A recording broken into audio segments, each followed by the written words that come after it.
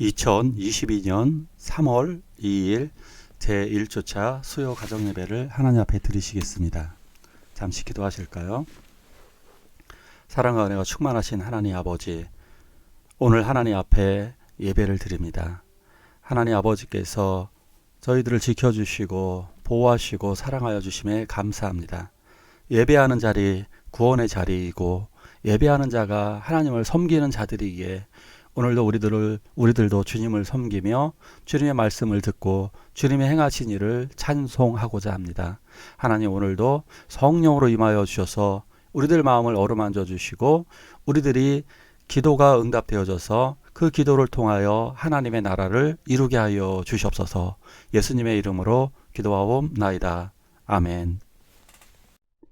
사도신경으로 신앙 고백하십니다. 전능하사 천지를 만드신 하나님 아버지를 내가 믿사오며 그 외아들 우리 주 예수 그리스도를 믿사오니, 이는 성령으로 잉태하사 동정녀 마리아에게 나시고 본디오 빌라도에게 고난을 받으사 십자가에 못 박혀 죽으시고 장사한 지 사흘 만에 죽은 자 가운데서 다시 살아나시며 하늘에 오르사 전능하신 하나님 우편에 앉아 계시다가 저리로서 산 자와 죽은 자를 심판하러 오시리라. 성령을 믿사오며 거룩한 공예와 성도가 서로 교통하는 것과 죄를 사하여 주시는 것과 몸이 다시 사는 것과 영원히 사는 것을 믿사옵나이다. 아멘.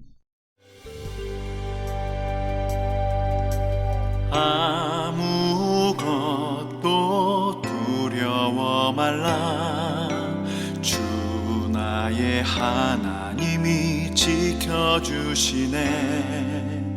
놀라지 마라, 겁내지 마라.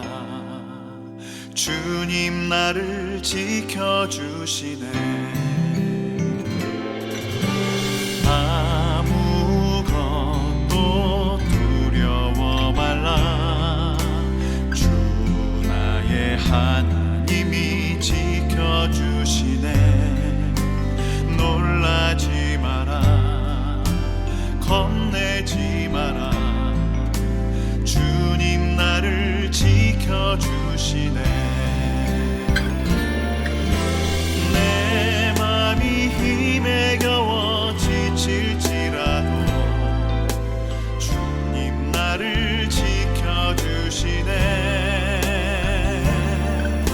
세상의 험한 풍파 몰아칠 때도 주님 나를 지켜주시네.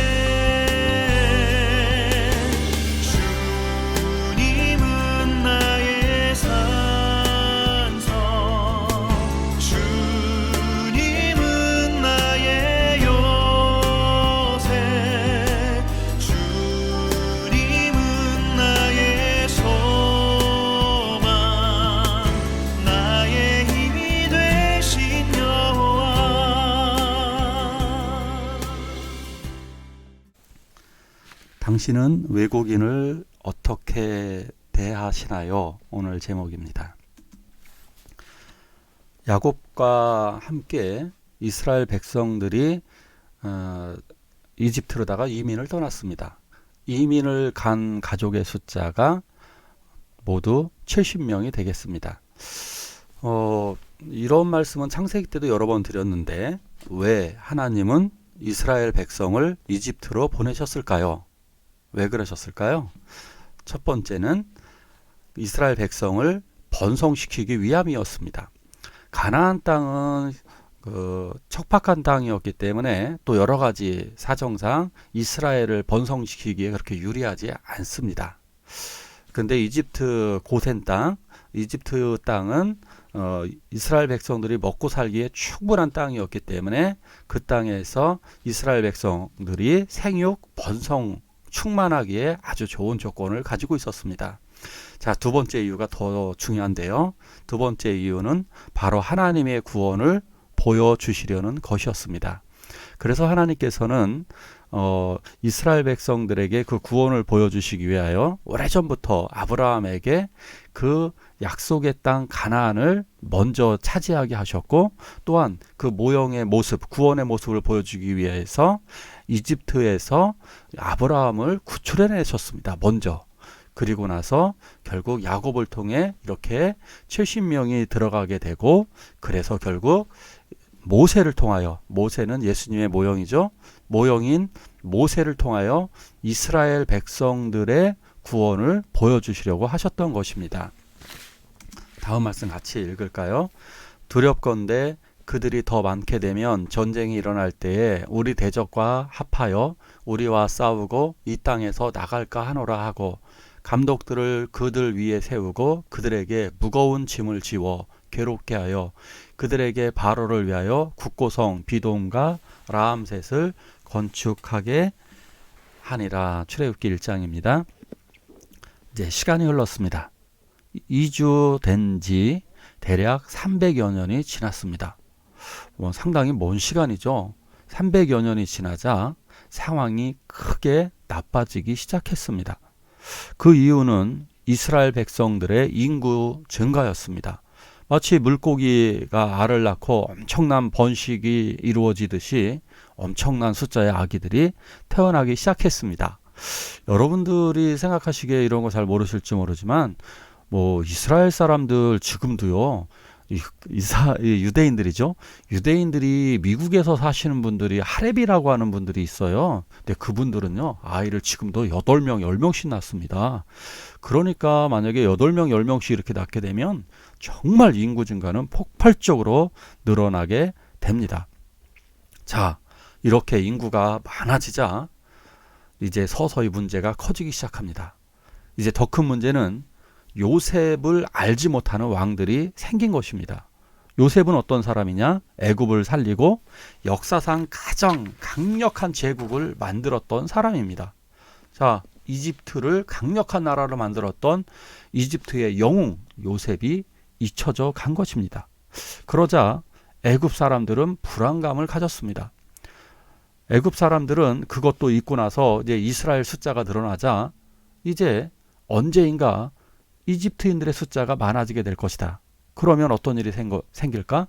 그것은 이웃 나라와 전쟁이 벌어질 것이라고 하는 생각이었습니다.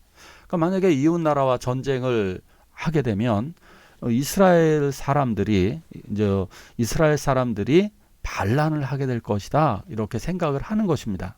이스라엘 사람들이 내부의 반란을 일으키면 외부에서 침략해온 적들과 내부의 반란 때문에 결국 꼼짝없이 아마 멸망하게 될 것이다. 그러니까 그러한 막연한 두려움 때문에 대책을 세우자라고 이야기를 하게 됩니다. 그러면서 결국 반이스라엘 정책을 추구하게 됩니다. 그 첫 번째가 일단 노예로 강등시키는 거였습니다. 그래서 노예로 강등을 시켜서 강제 노동을 시켰습니다. 그 구체적인 일들은 대규모 건축 사업이었습니다. 일단 돌, 진흙, 물 떠서 이런 것들을 통해서 무거운 짐을 고된 일을 통해서 아주 힘든 건축을 하게 하는 것입니다. 건축을 하는데 그 건축은 뭐냐면 여기서 보니까 국고성, 비돔과 라암셋 그러는데요. 이런 성에서는 그 식량과 무기 같은 것들을 이렇게 저장할 수 있는 그 성을 건축하게 하는 것입니다. 그래서 강제 노동을 하게 됩니다. 자, 그런데 12절, 14절을 보니까요. 이거 중요하니까 같이 한번 읽을까요? 그러나 학대를 받을수록 더욱 번성하여 퍼져나가니 애굽 사람이 이스라엘 자손으로 말미암아 근심하여 어려운 노동으로 그들의 생활을 괴롭게 하니 곧 흙 이기기와 벽돌 굽기와 농사의 여러 가지 일이라. 그 시키는 일이 모두 엄하였더라.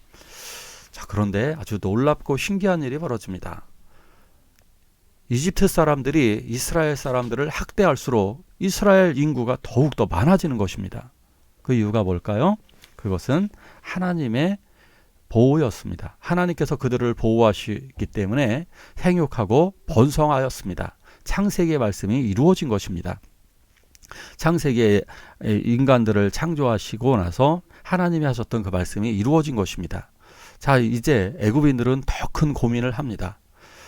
인구 숫자가 점점 많아지니까 그래서 더 힘든 일을 시킵니다. 더 힘든 일을 추가해서 가혹하고 엄하게 아주 강제 노역을 시킵니다. 그래서 구체적으로 보면 흙을 이겨서 벽돌을 굳게 하는 것입니다.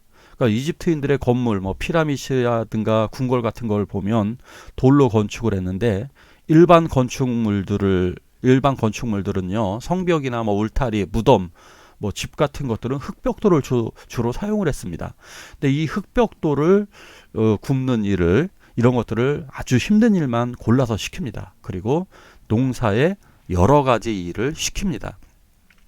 그러니까 일반 어떤 농사 짓는 일들이라기보다 이거는 일반 농사는 아마 이집트인들이 졌을 거예요. 근데 여기서 농사 일은 뭐냐면 농사에 관계된 수로를 파고 땅을 개간하는 일. 그러니까 이거 진짜 중노동이거든요. 이게 훨씬 더 어려운 일인데요. 이러한 일들을 시켰습니다. 이제 과거에는 이스라엘 백성들이 유목민이어가지고요, 주로 가축들을 키우는 일을 했습니다. 그러니까 전혀 다른 일을 시킨 거니까 굉장히 힘든 겁니다. 그러니까 쉽게 생각하면 이겁니다. 공부만 하고 펜대만 잡던 사람들에게 이런 좀 속칭 노가다라 그러죠. 공사장에 가서 일을 시키면 대부분 일을 잘 못 버팁니다. 결국 전혀 다른 일을 시킴으로 그들의 이스라엘 백성들은 아주 극심한 고통의 상태가 되었던 것입니다. 자, 이런 극심한 노동은요, 인간성을 말살시키는 것입니다. 인간성을 말살하고 인권이죠. 인권을 완전히 말살하는 정책이 되는 것입니다. 더 나쁜 것은 결국 이러한 출산을 제한하는 정책인데요. 이런 일들을 벌인 것은 결국 남에게 강제 노동을 시키고 남을 이렇게 노예로다 강등시키는 이러한 행위들은 죄값을 받게 되어져 있습니다. 이런 것들은 아주 좋은 일이 아닙니다. 자, 이제 좀 한국도 한번 볼까요? 한국에서도 어떤 3D 업종이라 그러죠. 뭐 더티하고 데인저러스하고 이런 디피컬트인가요? 뭐 난해한 일들, 뭐 이러한 일들은 대부분 외국인들에게 시키게 됩니다. 이러한 그런데 한국은 강제 노역은 아니죠. 왜냐? 그분들이 자원에서 왔고 또 그분들이 한국인들과 동등하게 인건비를 주기 때문에 외국인들은 사실은 한국에서는 굉장히 비교적 좋은 대우를 받고 있는 겁니다. 이게 다른 나라에 비해서라는 얘기입니다. 다른 나라에 비해서 좋은 대우를 받고 있습니다. 그런데 문제는 반외국인 정서가 점점 더 한국에서 커지고 있다는 사실입니다. 특별히 조선족과 중국인에 대한 혐오가 커져가고 있습니다. 자, 이렇게 특정한 나라, 특정한 국가에 대한 혐오가 지속되어지게 되면 결국 독일 사람들이 유태인들에 대한 혐오감을 불러일으켜서 결국 그들을 추방하고 그들을 죽일 때에 침묵을 했습니다. 이것은 죄입니다. 교회가 이것을 막지 못하면 바로 여기에서 생기는 것입니다. 수없이 많은 나라의 전쟁이 바로 인종 갈등, 타민족에 대한 배타성, 차별에서 전쟁이 벌어지게 되고 수많은 사륙 전쟁, 홀로코스트, 즉 학살, 대학살이 일어나게 되는 것입니다. 그래서 가장 좋은 방법이 뭘까요? 외국인을 한국인으로 만들어야 됩니다. 외국인 사람들을 잘 대해주고 그들의 자녀들은 그러면요, 당연히 한국으로 귀화해서 한국 사람이 됩니다. 우리나라에 이미 수없이 많은 외국인들이요, 한국에서 박사도 되고 한국에서 한국인 어떤 국가대표가 되어서 여러 가지들을 하고 있습니다. 근데 수많은 사람들이 저 사람이 외국인이었어? 라고 우리가 알고 있는 사람도 굉장히 많습니다. 학대를 받지 않고요, 차별을 받지 않으면 그냥 한국 사람이 됩니다. 이것이 너무나 중요한 이유는 우리들의 피를 조사해 보면 사실상 한국인들도 대부분 다 피가 섞여 있습니다.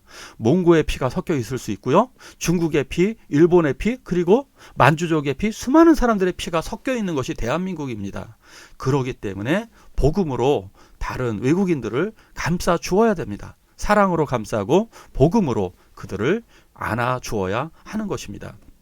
우리 교회에서 보면 이드키 집사님과 박영항 집사님이 외국인이었던 그 리다 자매를 딸처럼 안아주었고 사랑해 주었습니다. 근데 그들이 그걸 잊지 못합니다. 지금도. 그러기 때문에 그들을 우리식으로 동화시켜야 됩니다. 그리고 사랑으로 감동받게 해야 됩니다. 그러면 그 나라에 가서 자기를 오히려 자랑을 합니다. 한국은 이런 나라라고. 그리고 결론적으로 세계적인 강국이 될 수 있습니다. 더 중요한 문제 알려드릴까요? 사실상 인류는 한 혈통으로 만드셨습니다. 그렇기 때문에 우리들은 한 형제 자매입니다. 우리들 외국인들 절대 차별하시면 안 됩니다. 하나님은 인류를 한 혈통으로 만드셨고 우리는 서로 사랑해야만 하는 사람들입니다. 우리 이것을 놓고 한 목소리로 다 함께 기도하시겠습니다. 주님은 나의 산성, 주님은 나의 요새, 주님은 나의 소망, 나의 힘이 되신 여호와. 주님은 나의 산성, 주님은 나의 요새, 주님은 나의 소망, 나의 힘이 되신 여호와, 나의 힘이 되신 여호와, 나의 힘이 되신 여호와.